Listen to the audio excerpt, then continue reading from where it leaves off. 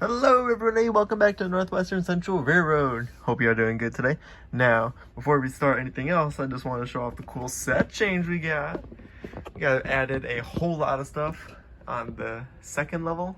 It's very obvious. But we also got some stuff on the first level. So keeping it simple from last time, still kept the pre-war engine, 1688 with this concept there. Changed up some of the HO rolling stock that goes with the, I'm assuming it's a shark nose diesel Tyco. Still keeping the Lego engines there, that's nice, while also holding up the tower of HO and one line and O-gauge product. And yeah, there's just empty boxes. And then up top, here's where it gets interesting. We got a 120-year catalog from Lionel, their special anniversary. We got show off the decades or the changes of Lionel. We have a 90s era boxcar that would go for the Lionel Corporation 2-bay hopper they have. Then we got a Marx car on top of it. Still keeping the Conrail crane and the post-war celebration series missile firing car. Then we also have a boxed, still brand new 6715 flat car with a rocket on it. And then on top we got a K-Line State of Maine caboose. Not caboose, boxcar. Absolutely loving it. On the other side, we have another catalog, but this one's a lot older. This one's from the 80s or 70s. It is a Basics for Beginners Guide for Model Railroading from Lifelike for free. Actually, I did get it for free. Then we got our 8302 from the MPC era with its mechanical sound of steam tender. Looks great, looks great. Then we have the a post-war box, still from the old set, now still with the Madison logo on it. And then we have an MPC box in the back for one of the high-cube boxcars, specifically to Santa Fe. Coming down under here, we got, only addition here was one of my really old, or actually considered my first pre-war engine. I believe it's a 1654, and with a MPC Rock Island slowback tender. So yeah. Just want to show that off, because I thought it looks pretty cool, and this set really needed it. So yeah. What do we got today? We're gonna show off another episode of Versus. So what do we got today? Last time we did the gondolas, which was a while ago, and those were one from the MPC era, one from the post-war, and one from the modern. Now we have boxcars. This is a 6464 from 1953, so it's our post-war variant. We have our MPC variant, 9428, that I've shown in the Cross Country Express set. That set is terrible, but I digress. And then to round off the modern era, we have my post-war celebration series State of Maine car. So yeah, today's gonna be fun. We're gonna do a big fight with these three cars, and we're gonna see and prove which one will come up on top of all the categories. It's going to be mostly the same categories from last time. Quality, detail, maneuverability, and performance. And I'm not going to do the crashing last time because these are a little bit more significant in my collection. And also I don't want to bang up this MPC one. This barely has any scratches on it. But yeah, we're gonna get started right now. So sit back, relax, and enjoy. Alright, so obviously, first things first, we gotta start at the bottom of the food chain, where everything started. We're gonna start with the post-war era variant. I believe it was originally entered into the Lionel product line in 1950, which I'm assuming that's how it is, just judging by its significance in the actual whole family of Lionel products. So this is pretty significant. It's really chunky. It's a boxcar, you know, they all gotta be. And usually older boxcars at the time, it'd be, I don't have an exact example, but I do have a similar one. Usually a lot of boxcars are small, just like this Marx one I got. Small 027 run. They can spin for days and they don't have to worry about a single thing. But now, since more, or at least when the 700E was announced in 1937, it completely changed the market, and now there's a lot more scale detailed hobbyists. So that's why Lionel, right after World War II, decided to go more realistic with their approach to model trains. And this is what they came up with. Bigger, detailed, more, I believe it's 1/64 scale, if I'm correct. I'm not 100%, but I definitely know it's not 1/48 because that's true O scale. But yeah, this is an O gauge boxcar, and this is one of the premium products at the time. This specific size was offered in 1956 for the New Haven Railroad, which I think is pretty cool color scheme. And yeah, it's got a good amount of detail, even though it's pretty banged up. It's alright. I mean, I absolutely love it. I don't know, when I originally bought this a while ago, I don't know why someone painted a number 4 on it. I'm not sure. But yeah, other than that, it runs great. I gave it a good old lubrication. So did the other 2 pals here in this fight. And yeah, it's got a good amount of detail to it.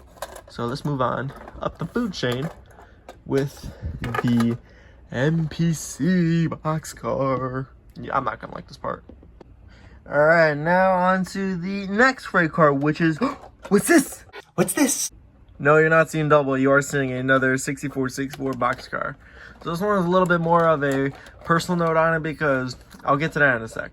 Now, this boxcar was a complete retooling, redesign model, not redesign, retooling of the original post-war 6464 boxcar. It's got the same height, length, and width all around, but with a few other changes. We got, I believe this is supposed to be an iteration on the Type 4B model, which is, there's just less rivets on it on the sides, but it's not bad. Like, I will say, and I know a lot of people say, oh, you love MPC. I love MPC. It's really nice. You got a lot of good stuff. I absolutely hate it. Mainly because I hate the, not so much on the rolling stock per se, but more on the actual engines that they produced. They're terrible. They're low quality. Sometimes they're good. Sometimes they're bad. I have fun with one of them. One being from that, from that New York Central switcher set from an ASMR video. That switcher is absolutely amazing. And then we got engines like this piece of shit. Terrible. Does not pull well. Very slow. Although I love the colors on it. And then you got my GP20, which actually broke for some reason because it had a fit pulling. What was it? It was three 6464 boxcars and 1 single dome tank car, and the damn motor seized. So yeah, lovely. I hate that piece of doo-doo. But on the plus side, the products on the rolling stock end of under the Fun Dimensions name, they're actually kind of good. I really do like this one. It's the exact same design as the post-war one, but with some changes. It's a sheet metal frame, which is okay, even though I absolutely hate the plastic trucks designs with a plastic tab and knuckle. I've actually given them some time and effort with a lot of entertainment, and they are reliable. Like, they really are. Yeah, sometimes they uncouple, but that's just because they're on a long freight train. And really, what I love about these is that they're lighter. They look exactly the same as the post-war cars, but since they're lighter, you can pull way longer freight trains now, which is really big plus side because my 2056 can't pull 3 operating cars from the post-war area. From the MPC, it can pull about 15. That's why I love it. It's just cheap plastic crap that is really light. But yeah, this model was made in 1980, promoted for the Cross Country Express set. I have not found this exact paint scheme other than for separate sale. I cannot find that. It's only for this limited time set.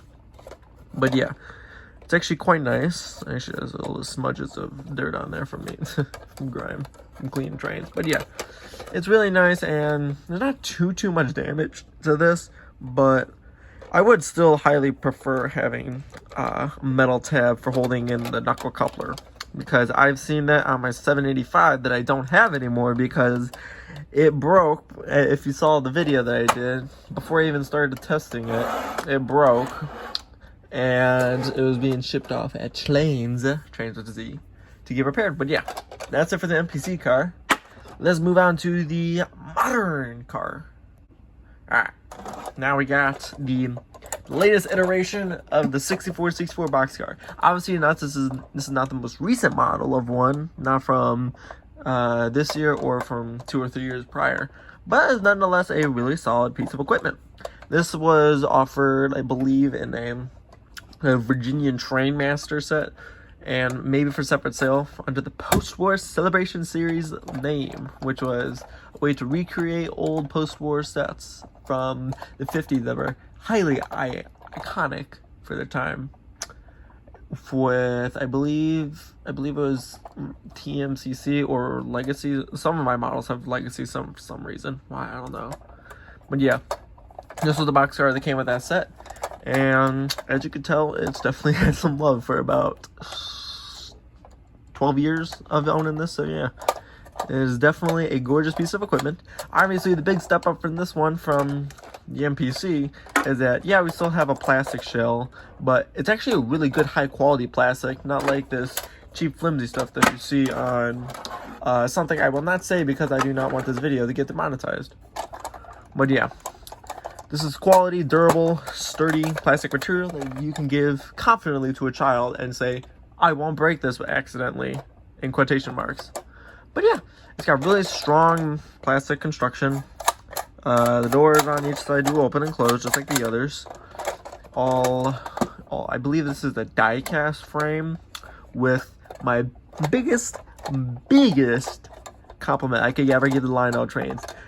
Die-cast metal trucks with die-cast metal side frames, metal wheels, metal knuckle coupler, and a metal tab to hold in the coupler open and keep it. Yeah, it's just a metal a die-cast tab. If it's that, I don't know. If it's aluminum, I don't care. It's metal. It's absolutely reliable, and these things are absolute beast.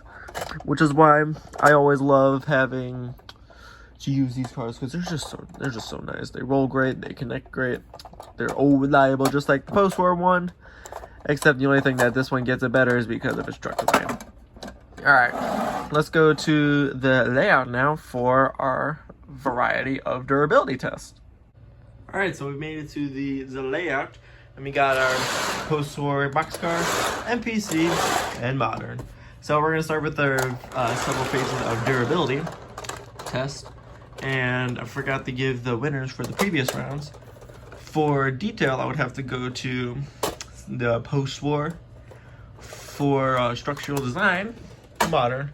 And the MPC doesn't win anything because you're garbage in a special way. But yeah, so now we're gonna do our famous rollability test. I believe that's what it is from the last video.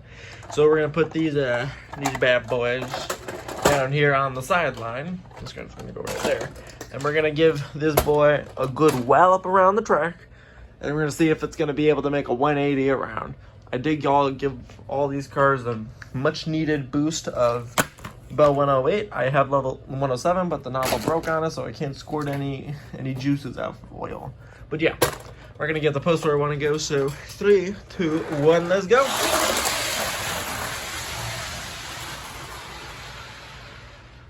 Alright, that's not really the best of signs, but we got one. Now I gotta go retrieve it, and then we're gonna do the MPC boxcar next.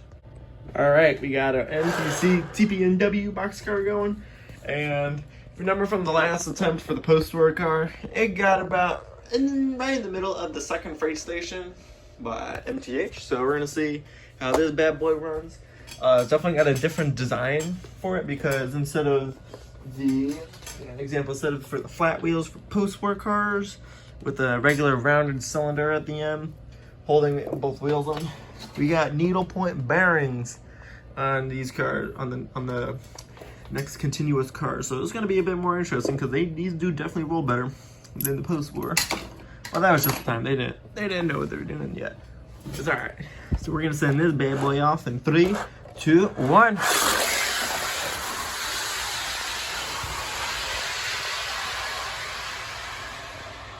Great, stuck inside the tunnel. Alright, so it definitely went farther than the post-war car. Now I gotta go get that thing, and we're gonna move on to our next challenge for the modern car. Alright, now we got the modern boxcar. This is gonna be a little bit more interesting, because unlike the MPC one with the plastic frame, we got a die-cast frame, die-cast metal trucks. Then we'll roll the baby along. And from the last test, you saw it landed in right about where the crane's magnetic pole is in the tunnel. And we're gonna see if this bad boy can get going with that. So let's see. 3, 2, 1.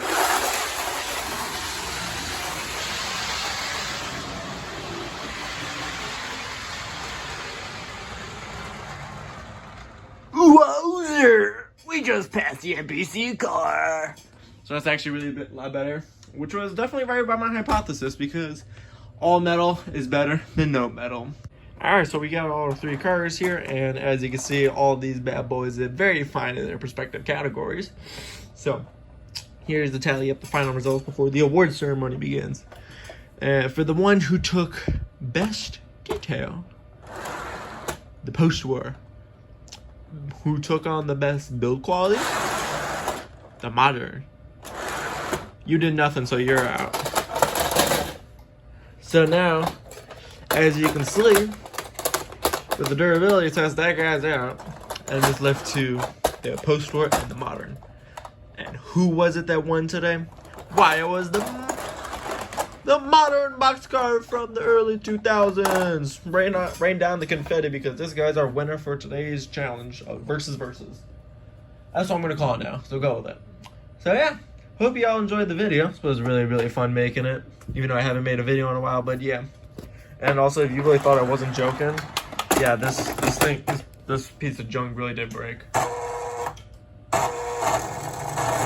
Yeah.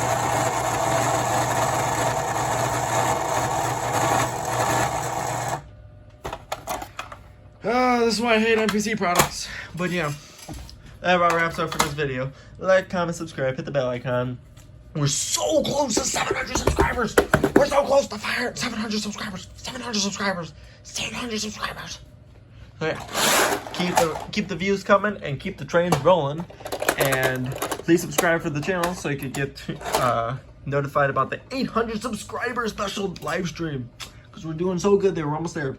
So yeah, that's gonna wrap it up for the video. This is the Northwestern Central Railroad signing off. Have a very nice day.